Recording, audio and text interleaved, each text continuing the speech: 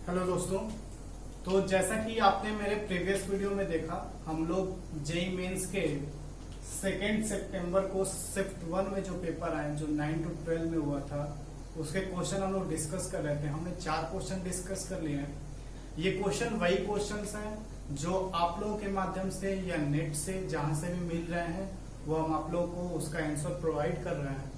तो आप लोग इससे अपने आंसर को मैच भी करा सकते हो अगर आप लोगों ने क्वेश्चन याद किया हो तो, क्योंकि ये सारी चीजें मेमोरी बेस्ड चल रही हैं। जब तक कि क्वेश्चंस एक्चुअली साइट पर आ नहीं जाते हैं, तब तक आप लोग को ऐसे ही आप लोग को मैच कराना पड़ेगा। मे बी यहाँ पर कोई क्वेश्चन ऐसा भी हो सकता है लिखा हुआ कि वो क्वेश्चन थोड़ा सा कहीं से गलत हो जाए, ठीक है। कोई ऑप्शन में कुछ इधर उधर हो सकता है, बट आप लोगों को ये पता चल जाएगा यहाँ से कि अगर ये क्वेश्चन आया था तो आपने जो इस अप्रोच से किया है वो अप्रोच से सही है कि नहीं है। बाकी तो सारी चीजें कैलकुलेशन पे हो जाएंगी, ठीक है। तो फिर से मैं एक बार कह रहा हूँ, ये सारी काम मेमोरी बेस्ड चल रही है। जो आप लोगों ने याद करके आया उसी के माध्यम से क्वेश्चन आप लोगों तक पहुंच पा रहे हैं। चलिए, तो आज अपन शुरू करते हैं उसी के आगे फिर से क्वेश्चन नंबर 5। 4 क्वेश्चन हमने डिस्कस कर चुके हैं। 5वां क्वेश्चन जो आया हुआ है वो लिमिट्स है। Limit extending to 1, this is equal to 820, then find n। भाई क्वेश्चन पूछा कि अगर ये कोई चीज है और वहां पे लिमिट लगाई गई तो n की वैल्यू, n का मान क्या होगा, और आपको 4 ऑप्शन दे दिए गए थे। क्वेश्चन को करने के लिए क्या करेंगे आप लोग, अपना अप्रोच यही होगा। और बंदा कोई देखेगा बोलेगा कि भाई ये तो एक जीपी है, तो अगर ये जीपी है तो हम एक काम करते हैं, लिमिट को अभी हम थोड़े देर के लिए नजरअंदाज करते हैं और इस जीपी को हम क्या करते हैं, इसके सम का फॉर्मूला लिखते हैं। इसका सम हम कैसे लिखते हैं, a means x r to the power n, that will be what, x to the power n minus 1 divided by x minus 1 minus of n। बोलिए बात समझ में आ रही है कि नहीं। जब इतना हो जाएगा तो it is divided by x minus 1। भाई बहुत बात सही है कि नहीं।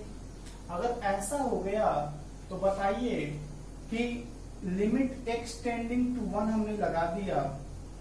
अभी भी इसको थोड़ा और अच्छे से लिखकर हम क्या लिख सकते हैं, x to the power n plus 1 minus of x, और इस x माइनस 1 को इधर मल्टीप्लाई करेंगे तो minus nx plus n divided by, ये x माइनस 1 नीचे बच जाएगा, ये x माइनस 1 यहाँ पर है, it will be x minus 1 whole square. It implies that, अब हम क्या कर सकते हैं, हमारे पास एक रूल पता है हमें, L hospital rule. L hospital rule क्या कहता है कि भैया जब तक ऊपर नीचे अलग अलग 0/0 के फॉर्म से हट ना जाए अपना एक्सप्रेशन, तब तक इसको डिफ्रेंशिएट करते रहो। लेकिन न्यूमरेटर को अलग से करना, डिनोमिनेटर को अलग से करना, वही काम हम यहाँ पे करेंगे।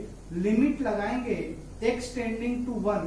अभी तुम देखो जब एक्सटेंडिंग टू 1 करोगे तो यहाँ पे 1 माइनस एक्स प्लस एन, ये सारी चीजें यहाँ पे देखो 1। अगर तुम करोगे इसको तो अगर यहाँ पे ऐसे ही 1 रख देगा तुम, तो ये चीजें क्या हो जाएंगी भाई साहब, 0/0 के फॉर्म के आ जाएंगी, ठीक है।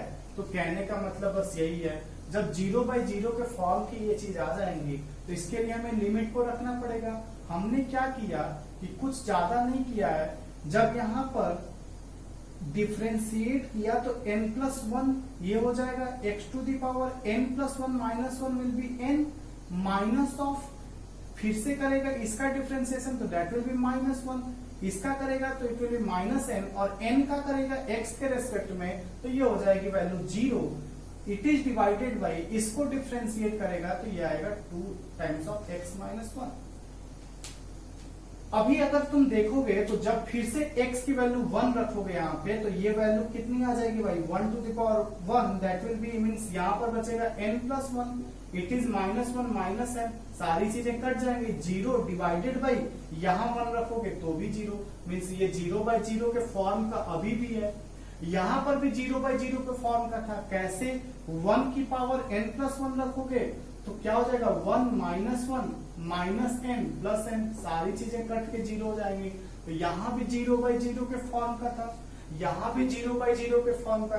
तो एल हॉस्पिटल क्या बोलता है, तब तक करते रहो जब तक तुम्हें मिल ना जाए। तो हमने फिर से एक बार किया लिमिट एक्सटेंडिंग टू 1, फिर से इसका डिफरेंशिएशन क्या हो जाएगा, n+1 into n times of x की पावर n-1 माइनस ऑफ इसका क्या हो जाएगा भाई 0, इसका भी 0, इट इज डिवाइडेड बाई इसको करोगे तो क्या मिल जाएगा 2, और जो ही इसको 2 करोगे अब हम क्या करेंगे अपने x की वैल्यू को यहाँ पे पुट कर देंगे, जब करेंगे तो ये वैल्यू हो जाएगी 1, so it will be n into n+1 divided by 2, और इसकी वैल्यू आपको दी थी कितनी 820। आप देखो जरा ये क्वाड्रेटिक इक्वेशन बन गया है, उस क्वाड्रेटिक को अगर मैं यहाँ पर सॉल्व करना चाहूँ it will be n² plus n is equal to 820 into 2 will be 416, n² plus n minus of 1640 is equal to 0। इसको आप लोग सॉल्व करो, ये सॉल्व करोगे तो भाई कितना आएगा, जब देख लो ये डायरेक्ट दिख रहा है यहाँ से n इज इक्वल टू 40, क्योंकि मेरे पास ऑप्शन है तो मुझे ये चीजें डायरेक्ट दिख रही है। अगर 40 यहाँ पर ऑप्शन दिया है तो जब मैं 40 रखूंगा तो ये होगा 1600 plus 40 will be 1640 minus 1640 that is 0, तो यहाँ से 0 इज इक्वल टू 0 आ जाएगा, इसका मतलब 40 आपका आंसर हो जाएगा। चूंकि ये क्वेश्चन सिंगल करेक्ट होते हैं तो आपको अदर ऑप्शंस चेक करने की जरूरत भी नहीं है। चलिए तो आपका ये आंसर क्या आ जाएगा, यहाँ पे 40 आंसर आ जाएगा। क्वेश्चन आया कि z minus alpha divided by z plus alpha is purely imaginary and mod z is equal to 82 then mod alpha is, ठीक है।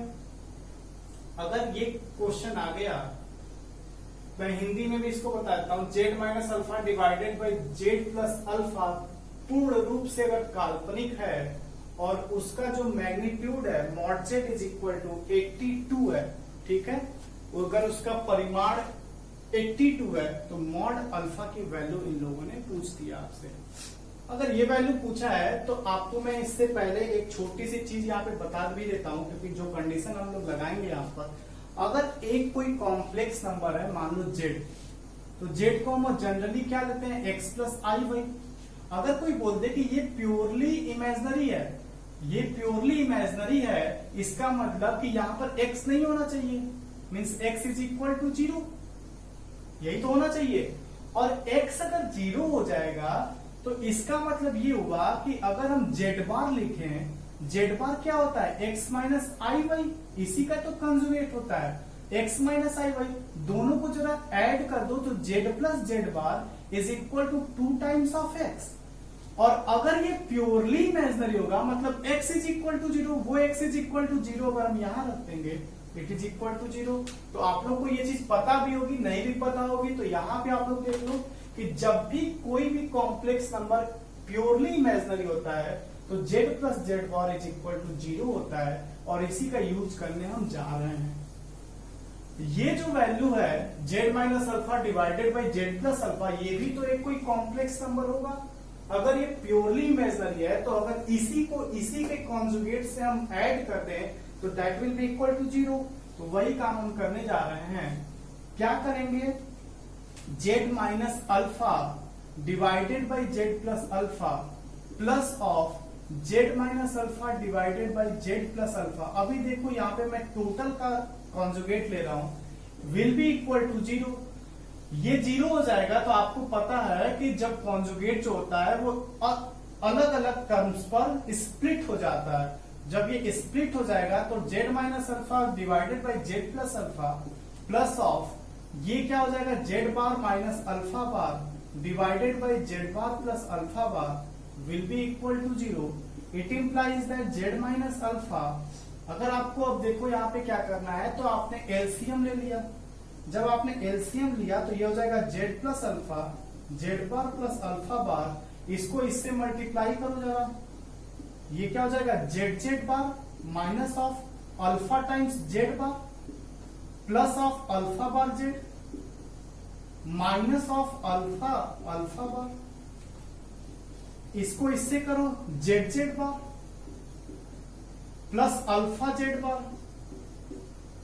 फिर क्या हो जाएगा minus of alpha bar z, और यहां से क्या हो जाएगा minus times of alpha alpha बार, पूरे का डिवाइड है, इट इज इक्वल टू 0। जरा आप ध्यान से देखो तो अगर यहाँ पे माइनस अल्फा जेड बार है तो यहाँ पर प्लस ऑफ अल्फा जेड बार पड़ा है, ये दोनों कैंसल आउट। माइनस अल्फा बार जेड है तो यहाँ पर यहाँ प्लस है तो यहाँ माइनस है, ये भी कैंसल आउट। ये दोनों ऐड हो जाएंगे, it implies that 2 times of z z bar, और ये दोनों भी ऐड हो जाएंगे, it will be minus times of 2 alpha alpha bar. ये चीजें इधर चली जाएंगी तो इट इज इक्वल टू 0। आपको पता होगा कि जेड जेड बार कुछ और नहीं मॉड जेड का स्क्वायर होता है, it will be magnitude of z का square minus times of magnitude of alpha का स्क्वायर। ये मैंने 2 उधर कर दिया, इट इज इक्वल टू 0। इसका मतलब मॉड जेड का square is equal to mod का अल्फा स्क्वायर होगा। आपको मॉड जेड की वैल्यू दी थी दैट इज 82, इसका मतलब मॉड जेड ही मॉड अल्फा के बराबर होना चाहिए। तो मॉड जेड की वैल्यू अगर 82 तो मॉड अल्फा की वैल्यू भी 82। तो इसका आंसर क्या आ गया भाई साहब, 82। चलिए, तो ये क्वेश्चन कॉम्प्लेक्स से आया। क्वेश्चन ज्यादा लेंदी भी नहीं था, बस आपको एक जो ट्रिक था, जो आपको एक वो टर्निंग पॉइंट थी कि z plus z bar will be equal to 0, वही आपको यूज करना था। चलिए आगे बढ़ते हैं अपने नेक्स्ट क्वेश्चन की तरफ। तो ये 6 क्वेश्चन हो गए। तो आजा दोस्तों, जो अपना नेक्स्ट क्वेश्चन आया, काफी बढ़िया क्वेश्चन आया है प्रोबेबिलिटी से। Box 1 contains 30 cards marked from 1 to 30 and box 2 contains 20 cards. अगर आप लोग को ये दिख नहीं रहा होगा अच्छे से, मैं पढ़ के बताता हूँ, बिकॉज मार्कर की स्याही थोड़ी कम हो रही है। Box 2 contains 20 cards marked from 31 to 50. A box is selected and a card is drawn.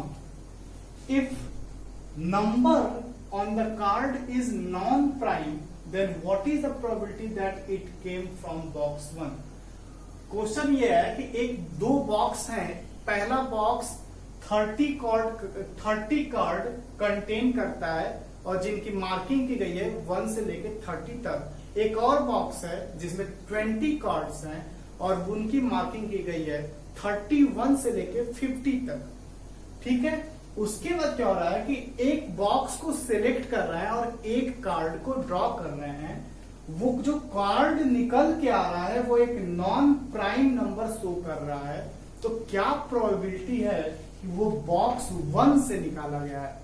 Question है, आप लोग को क्वेश्चन देख के ये पता लगाना रहता है कि ये क्वेश्चन किस पर बेस्ड है, कंडीशनल प्रोबेबिलिटी पे है, सिंपल है, या बेस थ्योरम है, या थ्योरम ऑन द प्रोबेबिलिटी पर है। ऐसे बहुत सारी चीजें होती हैं। अगर आपने ये पता कर लिया तो आप क्वेश्चंस को लगाकर चले जाते हो, बिकॉज आपको डायरेक्ट फॉर्मूले लगाने होते हैं। आप जब क्वेश्चन को पढ़ोगे तो मैं आपको सीधे सीधे एक लाइन में बता देता हूं, ये एक बेस थ्योरम का क्वेश्चन है। बेस थ्योरम कैसे हमने जाना, ये सुन लो आप। बेस थ्योरम में हमेशा ही आपको प्रेजेंट की इंफॉर्मेशन देके, प्रेजेंट जो हो रहा है, जो वर्तमान में हो रहा है, उसकी इंफॉर्मेशन देके पास्ट की प्रोबेबिलिटी पूछ लेता है, भूतकाल की प्रायिकता पूछी जाती है। तो आप जरा देखो कि कार्ड को आप ड्रॉ कर रहे हो और वो नॉन प्राइम नंबर शो कर दिया है, that is the present condition, और आपने बॉक्स 1 को चूज कर लिया है, that is the past condition, और उसी की प्रोबेबिलिटी आपसे पूछी गई। मतलब जो पास्ट में हो चुका है उसकी प्रोबेबिलिटी आपसे पूछ ली गई। इसका मतलब प्रेजेंट की इंफॉर्मेशन देके, वर्तमान की जानकारी देके आपसे पास्ट की प्रोबेबिलिटी पूछी गई है। इसका मतलब कि ये क्वेश्चन जो है वो बेस थ्योरम का क्वेश्चन था।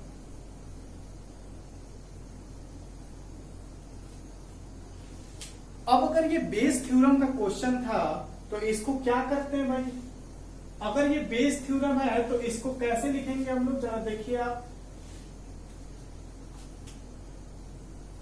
हमको पता है कि अगर हमने पहले बॉक्स को बॉक्स नंबर 1 ले लिया और इसको B1 से ले लिया, दूसरे बॉक्स को बॉक्स नंबर 2 से ले लिया, दैट इज B2, तो क्या करेंगे कि अगर हमने एक इवेंट ले लिया है A, नॉन प्राइम नंबर आने का, मतलब हमने मान लिया कि नॉन प्राइम नंबर आने का A ले लिया हमने, उसको एक एक ऐसे मान लो कि एक ये इवेंट टाइप है जहां से नॉन प्राइम नंबर आ रहा है और उसको तुमने ए ले लिया, तो आपसे क्या पूछा जा रहा है, आपसे यही तो पूछा जा रहा है कि P probability of B1 by A कितना होगा। प्रोबेबिलिटी ऑफ उस बॉक्स का, मतलब पहले बॉक्स से आया है, इसकी प्रोबेबिलिटी क्या होगी जबकि नॉन प्राइम नंबर आ चुका है। यही तो कंडीशनल प्रोबेबिलिटी क्या कहती है, कंडीशनल प्रोबेबिलिटी कहती है कि भैया B1 जो है, कोई भी एक इवेंट जो है जो वो एक दूसरे पर वो उस पर डिपेंड कर रहा है दूसरे वाले पर। तो यहां भी वही है कि बॉक्स 1 से आने है और कहां पर है भैया, तो ए में, मतलब नॉन प्राइम नंबर आ चुका है। तो आपको इसका फॉर्मूला पता है, अगर ऐसा हो जाए तो इसको कैसे करते हैं भाई साहब, P इसका उल्टा करके लिखते हैं into P B1 divided by P times of, इसी को फिर से एक बार छाप दो, plus of P A by B2 into P B2। आप जरा देखो P A बाई B1 मतलब कि बॉक्स 1 से नॉन प्राइम नंबर आने की प्रोबेबिलिटी। तो बॉक्स 1 से नॉन प्राइम नंबर आना है, तो बॉक्स 1 क्या है भैया 1 to 30 तक। तो 1 to 30 में नॉन प्राइम नंबर कौन कौन से होंगे, तो एक काम करते हैं प्राइम नंबर लिखते हैं और नॉन उसमें से उसको माइनस कर देंगे तो नॉन प्राइम मिल जाएगा।